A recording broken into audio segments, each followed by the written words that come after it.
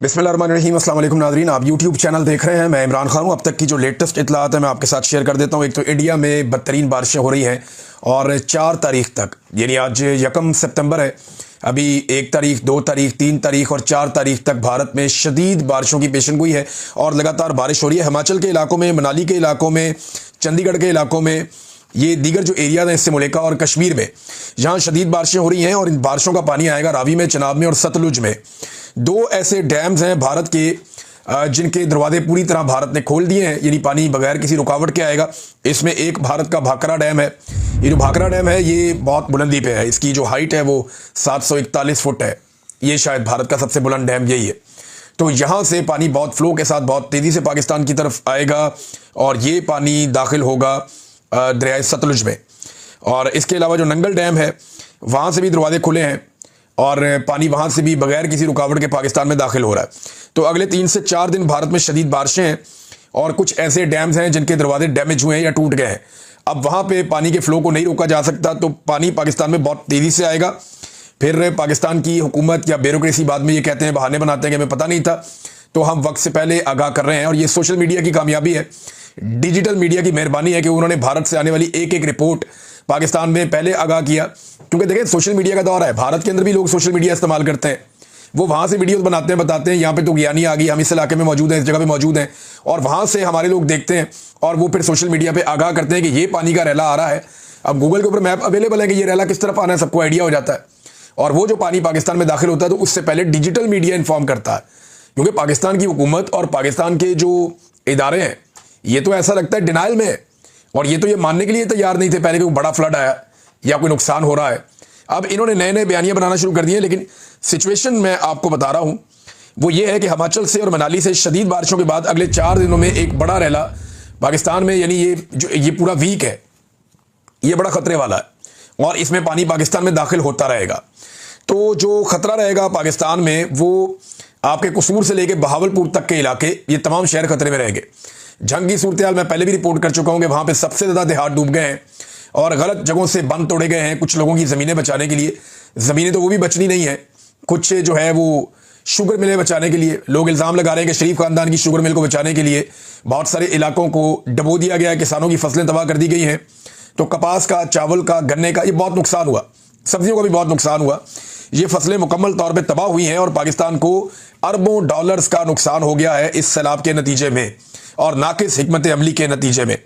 नाज़रीन, हुकूमत ने 2 बयानियां दी हैं अब तक, यानी आप गौर से सुने ना तो हुकूमत के कुछ लोग बैठते हैं और बैठ के ये कहते हैं कि भारत ने अभी जारहियत कर दी, अचानक भारत ने पानी छोड़ दिया और हमें पता ही नहीं चला, हमें अंदाजा ही नहीं हुआ कि ये क्या होगा और भारत की वजह से हम फंस गए। एक तो वो ये कहते हैं। दूसरे हुकूमत के लोग ये कहते हैं नहीं, भारत ने पानी नहीं छोड़ा, भारत, हमें तो 6 महीने से पता था, हम तो 6 महीने से तैयारी कर रहे थे, हमें तो आइडिया था कि मानसून में क्या होना है, हमने तो सारे इदारे अलर्ट पे लगाए हुए थे।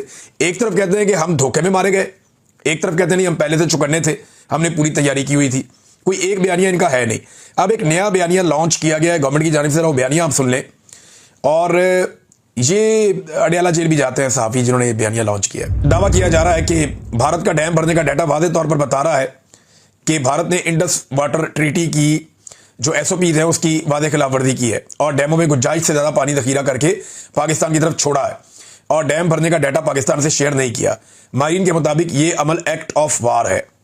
अब देखें, इसी एक छोटी सी 3 लाइनों का ट्वीट जो इनको लिख के दिया गया या इनको ये मिस इन्फॉर्मेशन दी गई, उसी में चंद सवालात पैदा हो जाते हैं ना। हम इस पर रिसर्च करते, मेरी टीम, तो उन्होंने 5 सवाल तो वहीं पे निकाल दिए थे। पहला सवाल तो ये है कि वो कह रहे हैं कुछ मीडिया रिपोर्ट्स के मुताबिक, कौन सी मीडिया रिपोर्ट्स हैं जनाब, पहले तो वो शेयर कर लें आप। फिर कह रहे हैं जी डैम भरने का डाटा वादे तौर पर बता रहा है, तो कहाँ है वो डाटा जो वादे तौर पर बता रहा है? वो तो कहीं शेयर नहीं किया गया। और ये भी कहा गया कि डैमों में गुंजाइश से ज़्यादा पानी ज़ख़ीरा करके। अब क्या किसी डैम की गुंजाइश से ज़्यादा पानी उसमें आ सकता है? क्या डैमों की 4 दीवारी के ऊपर कच्ची ईंटें लगा के, मट्टी लगा के या तंबू कनाते लगा के पानी ज़्यादा इकट्ठा कर दिया गया? भाई, जो गुंजाइश डैम की होती है, डैम में उतना ही पानी आता है, उससे ज़्यादा पानी तो नहीं आता। और ये डैम जो है ये भारत के अंदर पाकिस्तानी बॉर्डर से बहुत दूर है, बहुत बहुत फासलों पर है और फ्लैश फ्लडिंग के दौरान गुंजाइश से ज़्यादा ज़ख़ीरा करने की कोशिश में डैम टूट जाए तो इसके नतीजे आपको पता है क्या होते हैं? ये बिला वजह उठा के खबरें इस तरह की लगा दी जाती है। इस वक्त भारत अपने ही शहर डुबोने का क्या खुद से नाटक कर रहा है? भारत के अंदर सैलाब आया हुआ है, वहाँ पे जो है वो पंजाब में, हिमाचल में, हरियाणा में, यहाँ सैलाब आया हुआ है और उस सैलाब से भारत में नुकसान हो रहा है, वहाँ के लोग रेस्क्यू कर रहे हैं। वहाँ की गवर्नमेंट भी काम कर रही है, वो भी परेशान है। तो क्या वो अपने मुल्क को डुबोगे फिर पाकिस्तान के मुल्क को डुबोएंगे? वहाँ एक बहुत बड़ी आबादी है, करोड़ों की आबादी है, शायद इतने ही लोग जितने पाकिस्तान में रहते हैं, लगभग इतने ही है या शायद इससे ज़्यादा है। तो भारत क्या इतना बड़ा रिस्क ले सकता है? इतना बड़ा मुल्क नहीं, ऐसा नहीं है। ये भारत के अंदर भी सैलाब आया, ये बारिशें हद से ज़्यादा हुई हैं, हमारी तैयारी कोई नहीं थी। हमें लगता था कि रावी से कभी पानी आना ही नहीं, हमें लगता था सतलुज में कभी पानी आना, तैयारी नहीं करते ना कभी, हमने कभी तवज्जो नहीं दी इन बातों की तरफ। इमरान खान ने कहा था मैंने यहाँ पे बड़े बड़े ज़ख़ीरे बनाने हैं पानी के, ताकि कभी फ्लड्स आए तो उन्हें कंट्रोल किया जा सके। तो तब सारे हंसते थे कि यहाँ कब फ्लड आएगा। वो रूडा के जरिए इमरान खान तब क्या करना चाह रहे थे? ये इलीगल सोसाइटियों को खत्म करना चाह रहे थे। जो रावी बेड के ऊंचे इलाके हैं वहां पे वो कहते हैं आबादी बनाओ, जो नीचे है वहां पे आबादी मत बनाओ। वो नए जंगल लगाना चाह रहे थे, कंक्रीट के बने हुए पक्के बंद बनाना चाह रहे थे, ताकि पूरा लाहौर शहर और उसकी सराउंडिंग महफूज रहे। ये था उनका मनसूबा। उनके जाने के बाद अंधाधुंध इन्होंने बांट दिए रेजिडेंशियल सोसाइटियों को एनओसीज, और उसके नतीजे में देखें क्या हुआ। आपके सामने ना जो कुछ हुआ, तो वो इन्होंने किया ना। तो अब जनाब ये बयानियां बना रहे हैं कि डैम भरने का डाटा पाकिस्तान ने शेयर नहीं किया। पहली लाइन में कह रहे हैं कि डाटा ये बताता है, अगली लाइन में कह रहे हैं कि डाटा ही शेयर नहीं किया। तो फिर अगर शेयर नहीं किया तो वो कौन सा डाटा बताता है? ये अजीबोगरीब चीजें की जा रही हैं। एक्ट ऑफ वार है, माहिरीन कह रहे केड़ा एक्ट ऑफ वार है भाई? बारिश ज्यादा हो गई है, वो जरा आपसे बेहतर मैनेज कर रहे हैं चीजों को, आपसे नहीं मैनेज हो रहा। उन्होंने बेशुमार डैम बना के पहले ही पानी जमा किया हुआ था, अब वो पानी निकाल रहे हैं और आपको तकलीफ हो रही है। मैं ये नहीं कह रहा कि भारत पाकिस्तान के साथ कोऑपरेट कर रहा है, मैं ये कह रहा हूं कि पाकिस्तान के साथ कोऑपरेट नहीं कर रहा। भारत से आप क्या उम्मीद करेंगे? अच्छे की उम्मीद आप उनसे कैसे कर सकते हैं? अभी आपने उनके तैयारे गिराए, तो वो आपको प्रसाद तो खिलाएंगे नहीं। तो आपको तो अपने आप से उम्मीद रखनी थी, तैयारी करनी थी। टके की इनकी तैयारी नहीं थी। हालात क्या है मैं जरा आपके साथ यहां पर शेयर करता हूं।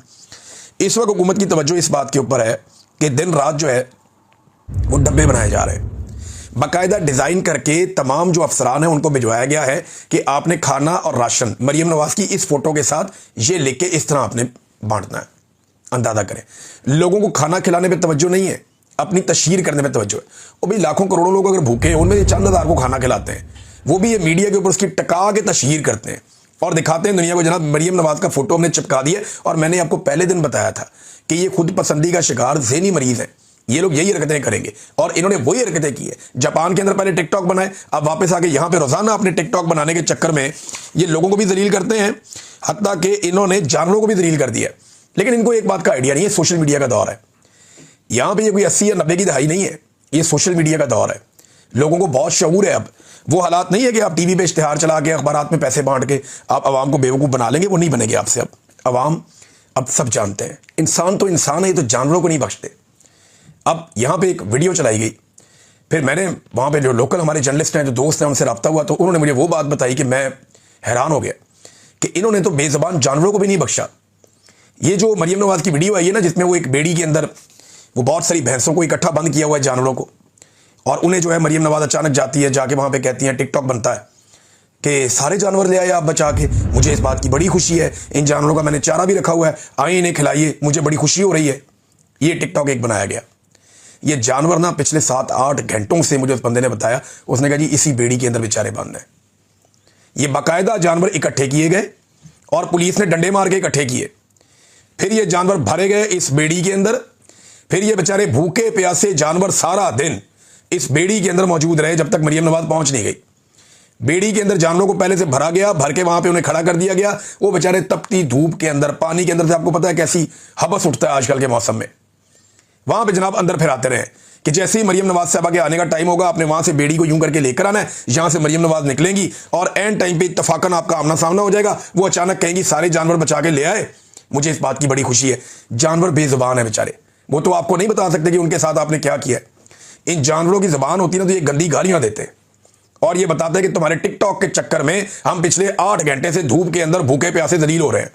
तो जानवरों को भी नहीं बख्शा इन्होंने अपने टिकटॉक्स के चक्कर में।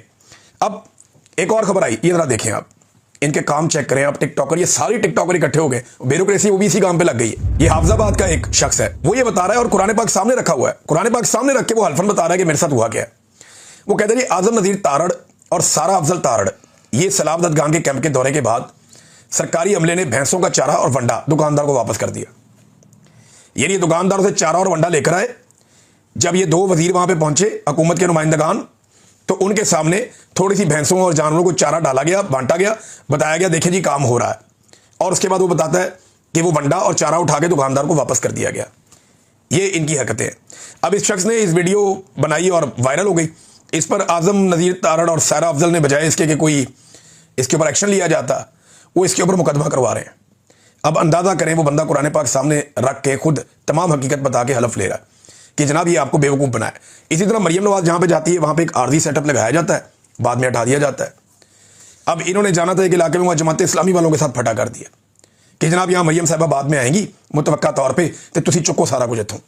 वो जमात इस्लामी भी बेचारी एहतजाज करी कि यार सानू कम ते करन दो। वो अलखिदमत वाले अच्छा काम करते हैं, मैंने उनके साथ खुद काम किया हुआ है, उनके साथ मिलकर हमने सामान बांटा हुआ, मुझे अच्छी तरह याद है। हम सिंध में एक जगह पे काम कर रहे थे, तो हमने इकट्ठे काम किया हुआ है वहाँ पे, और बड़े पैमाने पे काम किया हुआ है एक साथ हमने जमात इस्लामी के साथ। ये उनकी तंजीम है अलखिदमत, बड़ा अच्छा काम किया उन्होंने। तो वो बेचारे काम कर रहे थे और उनके साथ भी इन्होंने ज्यादती की। वहाँ जाके इंतजामिया चली गई, वो मुशीर है वज़ीर आला, वो पहुँच जाके चुको जी सारा कुछ, मरियम नवाज का फोटो लगेगा हर चीज़ के ऊपर। तो ये ऐसा लगता है कि ज़हनी मरीज़ को इन्होंने जो है वो मुसल्लत कर दिया पाकिस्तान पे। और ये सिर्फ टिकटॉकर नहीं है, ये जाहिल भी हैं। ये ज़रा नादरीन आप चेक करें, एक ऐसा ट्वीट कर दिया कि मैं तो हैरान ही हो गया। यानी ये किसी बंदे ने एक नाचता हुआ कोई इंसान दिखाया कि ये कोई नाच रहा है, और उसके बाद लिख दिया मरियम नवाज ने शरीकों की ये हालत कर दी है। तो उसके ऊपर जो है मरियम नवाज ने इमोजीज लगा दिए हंसने वाले, इंजॉय करने वाले। और पाकिस्तान में सैलाब आ गया, पंजाब डूब रहा है, 20 लाख से ज़्यादा लोग बेघर हो गए हैं, 1 करोड़ के लोग करीब जो है मुतासर होने वाले हैं। तमाम बड़े ज़िलों के अंदर हालत ख़राब है, सूबे के अंदर फसलें डूब गई हैं, जानवरों की लाशें पानी में से निकल रही हैं, दर्जनों अफराद अब तक यहाँ पे जाँ बहक हो चुके हैं। 2 महीने के अंदर अब तक 1000 के करीब पाकिस्तान की हलाकतें पहुँचने लगी हैं, जो पूरे पाकिस्तान में सैलाब से हुई हैं। और ये औरत उस सैलाब को लेकर एक 3rd क्लास आदमी के ट्वीट के ऊपर, नाचने वाला बंदा उसने पता नहीं कोई लगाया हुआ अजीबोगरीब, उसके ऊपर ये इमोजीज बना के इंजॉय कर रही है। यार ये इनकी मेंटेलिटी है। ये जाहिल लाकर पाकिस्तान की मिलिट्री एस्टेब्लिशमेंट ने पाकिस्तान पे मुसल्लत किए हैं, जो लोगों की लाशों का मजाक उड़ाते हैं।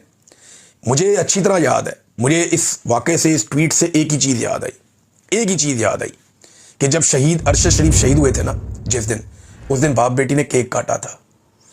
मैं वो वीडियो भूलता ही नहीं आज तक। 2 चीज़ें मैं कभी नहीं भूलूंगा। ये बाप बेटी वहाँ पे केक काट रहे थे जब पाकिस्तान का बेटा शहीद हुआ था, जिससे पूरा पाकिस्तान प्यार करता था। और जो ट्वीट किया, उसकी लाश को दिखा के उसकी मैयत का जो मजाक उड़ाया, मैं उसको कभी नहीं भूलूंगा, इन्हें भूलने भी नहीं दूंगा। ये बड़े सफाक लोग हैं। ये अवाम सैलाब में डूब रहे हैं और ये अपनी इंजॉयमेंट कर रहे हैं। वापस आके तालियां बजाते होंगे, इंजॉय करते होंगे, ये कैसा टिकटॉक बना है मैडम, ये चेक करें, वो चेक करें। जो ड्रामे इन्होंने कर छोड़े, सारा रेस्क्यू इनके चक्कर में पड़ा होता है, सारी ब्यूरोक्रेसी इनके चक्कर में पड़ी होती है कि जनाब हमने वो जाली सीएम को लेकर आना है, लिहाजा उसके टिकटॉक का बंदोबस्त करो, बाकी सारा काम छोड़ दो। अब इदारे भी ये बात जानते हैं कि इनके टिकटॉक ही है और कुछ भी नहीं है। उन्हें भी आइडिया है कि टिकटॉक इनका बनवाना है अच्छा सा, जब ये आए इनका अच्छा सा टिकटॉक बनवाओ, ये वापस जो है सामान चुक के वापस करो, ताला लगाओ। और यही काम हर तरफ हो रहा है और हम होता हुआ देख भी रहे हैं। अब नादरीन, जहाँ पे कुछ और खबरें हैं मेरे पास इसी से रिलेटेड, कि एक बहुत बड़ी कंपेन मीडिया की अब लॉन्च की जा रही है। मेरी इत्तला के मुताबिक ये हुकूमत इस वक्त अरबों रुपया खर्च करने जा रही है पाकिस्तान के इलेक्ट्रॉनिक और प्रिंट मीडिया के ऊपर। इवन ये सोशल मीडिया पे भी अब पैसा खर्च करेंगे। कंपेन ये लॉन्च करने जा रहे हैं कि जैसे ये हुक्मरान हीरोज बन गए हैं और बहुत अच्छा काम कर रहे हैं, इन लोगों ने कमाल कर दिया है। इनके जापान के दौरे, अभी ये चाइना का दौरा शहबाज शरीफ का, ये सारी चीज़ों को इकट्ठा करके ये एक बहुत बड़ी मीडिया कंपेन लॉन्च करने जा रहे हैं ताकि सैलाब की तबाहकारियों पे पाकिस्तान का मीडिया अपना मुंह बंद रखे। ये मेरे पास पक्की इंफॉर्मेशन है, क्योंकि जो लोग ये काम करते हैं ना, वो मेरी फील्ड के लोग हैं। जो इनके साथ भी काम करते हैं वो मेरे ही लोग हैं, मेरे हमवतन हैं। तो मुझे इंफॉर्मेशन आती है, जब ये मेरे खिलाफ भी कोई प्रोपेगेंडा लॉन्च करते हैं, मुझे पहले पता चलता है कि इमरान भाई तगड़े हो जाएं, आ रहा है, मुझे आइडिया हो जाता है। तो अब मुझे ये पता चला है कि ये एक बहुत बड़ी मीडिया कंपेन लॉन्च करने जा रहे हैं। इसके बारे में और सहाफ़ियों ने भी रिपोर्ट कर दिया है, कुछ आने वाले दिनों में रिपोर्ट हो जाएगा। मेरी पाकिस्तान के जो डिजिटल मीडिया के हमारे सहाफ़ी हैं, जो इस वक्त पाकिस्तान के तमाम मीडिया पर हावी हैं और वो बढ़ चढ़ के काम कर रहे हैं अपनी जान खतरे में डालकर, मेरी उनसे गुजारिश है, सोशल मीडिया के जो वॉरियर्स हैं, मेरी उनसे गुजारिश है और साफ साफ मैं आपको बताऊंगा कि आपने इंतहाई महदूद वसाइल में इनका प्रोपेगेंडा आपने बेनकाब करना है, इनका आपने मुकाबला करना है। अगर इनके पास पैसा है तो हमारे पास क्या है? Man power. इनके पास पैसा है, हमारे पास मैन पावर है। ये लालच के जरिए काम करते हैं, हम हिम्मत के जरिए काम करते हैं और हक के लिए काम करते हैं। इनके पास ताकत है तो हमारे पास दिमाग है, इनके पास वसाइल हैं तो हमारे पास आइडियाज़ हैं, इनके पास हुकूमत है तो हमारे पास जुल्म का सामना करती हुई आवाम है बहुत बड़ी तादाद में, इनके पास प्रोपेगेंडा है तो हमारे पास हक़ाइक़ और सच्चाई है। वो ताकत, पैसा और इख्तियार इस्तेमाल करेंगे हम हक और सच को अपना हथियार बनाएंगे। इनका भरोसा और इन्हिसार मिलिट्री एस्टेब्लिशमेंट पर है और हमारा भरोसा अल्लाह रब्बुल इज्जत पर है। तो मेरी आप सबसे गुजारिश है, जो सोशल मीडिया के वॉरियर्स हैं, ये जितने भी हमारे डिजिटल प्लेटफॉर्म्स के जितने भी सहाफ़ी हैं, आप सारे फील्ड में उतरे हुए हैं, बहुत अच्छा काम कर रहे हैं। कुछ का मैं नाम ले पाऊंगा, कुछ का नहीं ले पाऊंगा। बहुत सारे अनसंग हीरोज हैं जो दिन रात काम कर रहे हैं, पाकिस्तान के हर शहर से काम कर रहे हैं। मकामी सहाफ़ियों ने बड़ी जिम्मेदारी के साथ सोशल मीडिया के ऊपर रिपोर्टिंग की है और बहुत सारे ऐसे अवामुन नास के बीच में से लोग हैं जो अवामी इश्यूज को उजागर कर रहे हैं। आप सारे दाद के मुस्तहिक हैं। आप मुकाबला कर रहे हैं एक जालिम रजीम का। आपका हथियार सिर्फ और सिर्फ आपका माइक और आपका मोबाइल फोन है और उसके ऊपर लगा हुआ एक छोटा सा कैमरा है। इसके जरिए से आप मुकाबला कर रहे हैं। यही आपकी ताकत है, यही आपका हथियार है। आपने इनके प्रोपेगेंडा को बेनकाब करना है और पूरी ताकत के साथ करना है। अल्लाह पर भरोसा रखें, इनके अरबों रुपए हम जाया कर देंगे इंशाअल्लाह, और ये अपने प्रोपेगेंडा को फैला नहीं सकेंगे। हम बताएंगे अवाम को हकीकत क्या है और इन्हें बेनकाब करेंगे। नाज़रीन, इमरान खान साहब का केस जो अडियाला जेल में लगना था, तो शखाना 2 एक मरतबा फिर उसकी समाअत आज मुलतवी हो गई। क्यों मुलतवी हो गई? सादी बात है कि इमरान खान साहब आसिम मुनीर साहब पे तनकीद करते हैं और आसिम मुनीर साहब को प्रॉब्लम यह है कि उनकी एक्सटेंशन के मामला डिस्कस हो जाते हैं जिस दिन इमरान खान साहब का अंदर से कोई बयान आता है। अब एक्सटेंशन के मामला जब डिस्कस होते हैं तो उनको प्रॉब्लम होती है इससे। लिहाजा इमरान खान के भांजों को अंदर रख के दबाव देने की कोशिश की गई, उनकी बीवी को भी, वो नहीं मान रहे। उनके बेटों को वीज़ा नहीं दिए जा रहे, वो नहीं मान रहे। माफ़ी की उन्हें ऑप्शन दी जा रही है, वो नहीं मान रहे। चलें, उन्हें पशेमानी की ऑप्शन दी गई, वो नहीं मान रहे। उन्हें कहा गया अफसोस का इजहार कर दें, वो नहीं मान रहे। उन्हें कहा गया चलो यार पार्लियामान में कोई बात कर दें या किसी अदलिया में बात कर दें आप, वो नहीं मान रहे। तो इमरान खान तो मान नहीं रहा इनसे और इनको आइडिया है इस बात का कि वो सख्त से सख्त स्टेटमेंट दे देगा। जो एक प्रोग्राम बना हुआ है हुकूमत और एस्टेब्लिशमेंट के बीच में कि किस तरीके से एस्टेब्लिशमेंट के और हुकूमत के मामलात एक्सटेंशन के तय पाने हैं, उसके लिए दोनों एक दूसरे पे पैंतर भी चल रहे हैं। दोनों ये सोच रहे हैं कि बड़ा अहम मौका है, अपना ज़्यादा से ज़्यादा फ़ायदा ले लें। यानी ये जो सौदा होने जा रहा है एक्सटेंशन वाला, इसमें ज़्यादा फ़ायदा कौन लेता है, इस चक्कर में है दोनों। तो ये हमेशा होता है, ये पहली दफ़ा नहीं हो रहा। ये कोई अपने दिल पे ना ले ले, ये पाकिस्तान में हमेशा होता है, ये आइंदा भी होता रहेगा अगर इस सिलसिले को ना रोका गया तो इमरान खान साहब का केस इसलिए मुलतवी कर दिया गया, उसका सामना कोई नहीं कर सकता। पिछली मरतबा बताया था उनकी फैमिली ने कि इनकी इमरान खान साहब की आंख में प्रॉब्लम है, डॉक्टर तक उन्हें एक्सेस नहीं दी जा रही। ये वो आदमी है जिसने अपनी ज़िंदगी का एक बड़ा हिस्सा लोगों के इलाज के ऊपर लगाया था। शहबाज शरीफ ने एक दावा किया, नाज़रीन वीलॉग के आखिर में वो दावा आपके सामने रख देता हूँ कि मेरी हुकूमत में करप्शन का एक भी इल्ज़ाम नहीं लगा। तो यहाँ चंद चीज़ें हैं। ये हुकूमत बनी करप्शन से, भाई जो हुकूमत बनी करप्शन और 2 नंबरी से, उस पर करप्शन का इल्ज़ाम लगा के क्या करना है? हुकूमत ही इलीगल है, करप्ट हुकूमत है, बेईमान हुकूमत है, ईमानदारी से हुकूमत बनी नहीं। फ्रॉड के साथ जाली फॉर्म 47 पे तो हुकूमत बनी। फिर NRO 2 लिया आपने हुकूमत बना के, सारे अपने केस ख़त्म करवाए, चपड़ासियों वाले भी, फेक अकाउंट्स वाले भी, नवाज शरीफ के, जरदारी के, सबके केस आपने ख़त्म करवाए। करप्शन का तो कोई केस आपने छोड़ा ही नहीं। पुराना वाला जो है मेरिट की आपने धज्जियाँ उड़ा दी, हर महकमे पे लाके रिटायर फौजी बिठा दिया, कई महकमों के ऊपर हाजिर ड्यूटी फौजी बिठा दिए। ये भी आपने किया इस मुल्क के साथ। हर महकमे में करप्शन बढ़ गई है पाकिस्तान में। सिर्फ चीनी और गंदम के स्कैंडल्स को आप देख लेना, अरबों रुपए, अरबों, सैकड़ों अरब के इन्होंने दिहाड़े लगाए हैं सिर्फ चीनी और गंदम के स्कैंडल में। और अब ये जो नया गंदम का स्कैंडल है कि जब किसान ने बेची तो 2000 रुपये, और जब अब बेच रहे हैं इनके अपने फ्रंटमैन तो कितने की है? 3500 रुपये। इतना मुनाफा मिलता है कभी किसी को? 1.5-2 महीने के अंदर 75% का मुनाफा थोड़े दिनों में डबल हो जाएगा। कभी 2 महीने में किसी का पैसा डबल हुआ है? आप दुनिया के बेहतरीन मुल्क के अंदर भी कारोबार करें तो आपको पैसा डबल करते करते 3-4 साल लग जाते हैं। यहां पे 2 महीनों में पैसा डबल होता है। ये ऐसा माफिया, ये करप्शन नहीं है तो और क्या है? ये आप किसानों के साथ जो आपने किया, ये बहुत बड़ा स्कैंडल है। हर चौथे दिन कोई ना कोई नया स्कैंडल आ जाता है। ये 10,000 अरब का जो आपका बेकायदगियां और बेज़ाब्तियां आपके अपने महकमे ने बताया, ये मरियम नवाज के दौरे हुकूमत में यहाँ पे हो रही है। फिर जो IBB के साथ आपने मुआहदे किए हैं, जो LNG के आपने मुआहदे किए, वो करप्शन के घड़े हैं बहुत बड़े बड़े, पाकिस्तान उनको भुगत रहा है। तो ये दावा पाकिस्तान में कोई भी करे, शरीफ खानदान ये दावा कभी नहीं कर सकता कि उसने करप्शन को कम किया है या उसके दौर में करप्शन नहीं हुई। इनकी ऑडियो मौजूद है कि मरियम नवाज का दामाद है, हमारा बच्चा है वो राहील, ये वही राहील है जो मरियम नवाज के साथ भी जापान भी गया था। ये कारोबारी आदमी है जो इंडिया से इसकी मशीनरी आनी मंगाओ जी। खानदान का कारोबार बढ़ रहा है, फिर कहते हैं करप्शन नहीं की। ये लोगों को